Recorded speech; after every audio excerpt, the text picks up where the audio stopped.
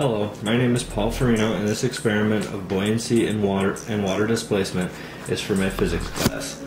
Today we will be demonstrating the act in physics of buoyancy and water displacement.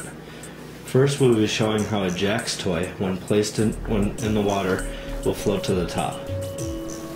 This happens because Archimedes' principle states that any object wholly or partially immersed in fluid is buoyed up by a force equal to the weight of the fluid displaced by the object.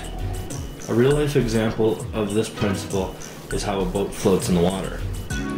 Next we will show how a toy ball will sink to the bottom. This happens because the ball has a much greater density than the fluid.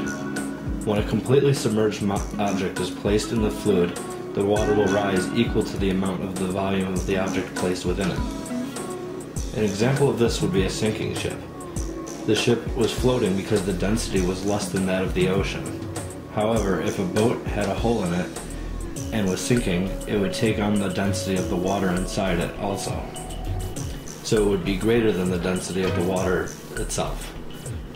Lastly, we will show how when another glass inserted into the container, the fluid will rise. Notice the line we have drawn on the glass to show where the fluid was. The fluid rises the equal amount to the density of the object placed inside of it. This is called water displacement. A good example of this in real life would be when you place some ice cubes in a glass of water. The water in the glass will rise equal to the density of the ice cubes.